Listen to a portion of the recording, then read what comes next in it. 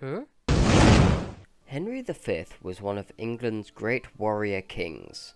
He came to the throne at the age of 26 and reigned for 9 years until his death in 1422 at the age of 35. In that time he managed the incredible feat of conquering and holding France, something that no English monarch had ever managed to do or would ever do again. And even though his son, Henry VI, would go on to lose almost all of the territory he had gained, English monarchs would be styled as the kings and queens of France for some time to come, not dropping the title until after the French Revolution, when King George III chose the 1800 Act of Union as an opportunity to do so. Meanwhile, the descendants of the House of Stuart never dropped the title, and the current successor to that house, Franz, Duke of Bavaria, continues to style himself His Majesty King Francis II of England, Scotland, France and Ireland to this day. With all of his military achievements, you would expect Henry V to have been greatly celebrated around his time, and he was. Whilst we have no contemporary portraits of the English king, we do have this painting, which was done sometime between 1504 and 1520, and is thought to have been based off of a now lost contemporary image of the monarch. You'll notice that it only shows the left side of Henry's face. It's possible that this was simply how the artist chose to paint the portrait. However, there is another possible explanation. When Henry IV took the English crown from Richard II in 1399, he was met with a great deal of resistance. His son, the one-day Henry V, played an important role in quashing the rebellions which followed, and in the Battle of Shrewsbury in 1403, the young heir to the throne was leading men against Sir Henry Percy when he lifted up his visor and was shot in the head with an arrow. It seems likely that the arrow glanced off of someone else's armour, slowing it down enough that it only penetrated 6 inches into his face at a downwards angle. If it had hit him directly, it would most likely have gone straight through his head and out the other side. The prince carried on fighting, only submitting himself to the royal surgeons when it was clear his father's forces had prevailed. Acting quickly, the surgeons removed the arrow shaft, but the head of the arrow had bitten into the back of his skull, and it remained there.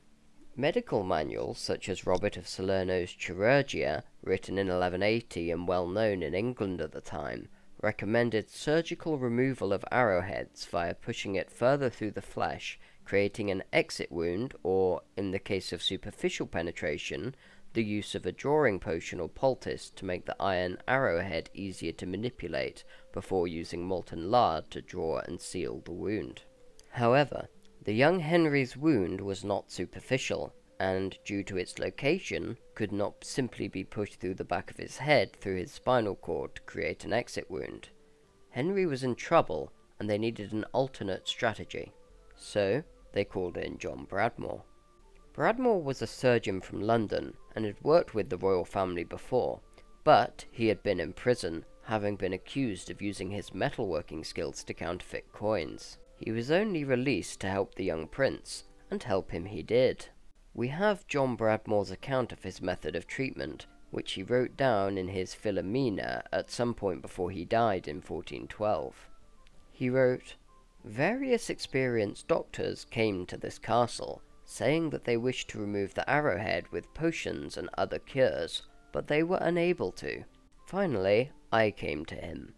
First, I made small probes from the pith of an elder, well dried and well stitched in purified linen made to the length of the wound.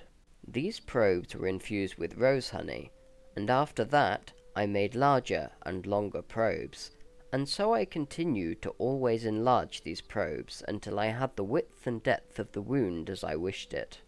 And after the wound was as enlarged and deep enough so that, by my reckoning, the probes reached the bottom of the wound, I prepared and used some little tongs, small and hollow and with the width of an arrow. A screw ran through the middle of the tongs, whose ends were well rounded both on the inside and outside, and even the end of the screw, which was entered into the middle, was well rounded over all in the way of a screw, so that it should grip better and more strongly. I put these tongs in at an angle, in the same way as the arrow had first entered, then placed the screw in the centre, and finally the tongs entered the socket of the arrowhead. Then, by moving it to and fro, little by little, with the help of God, I extracted the arrowhead. Bradmore then cleansed the wound in white wine, and placed in new probes made of flax soaked in a cleansing ointment of flour, barley, honey, and turpentine oil. Every day for 20 days he placed in smaller and smaller probes, which allowed the wound to heal without getting infected. Honey especially is known to be an antiseptic, and was probably the reason the wound avoided infection. Henry would make a full recovery, and go on to become King Henry V of England, and Bradmore would be paid 10 marks a year for the rest of his life for his service. It is notable, however, that Bradmore says the arrow which struck Henry embedded itself next to his nose on the left side.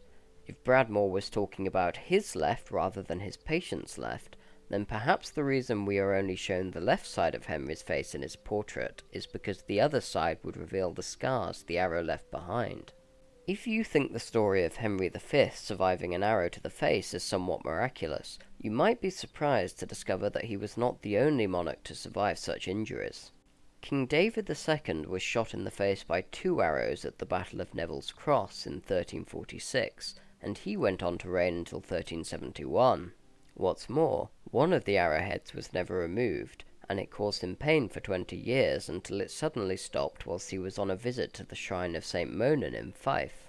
The Scottish king was so grateful that he rebuilt the church there. If you enjoyed this video and would like to see more content in the future, then don't forget to like and subscribe, and I'll catch you next time.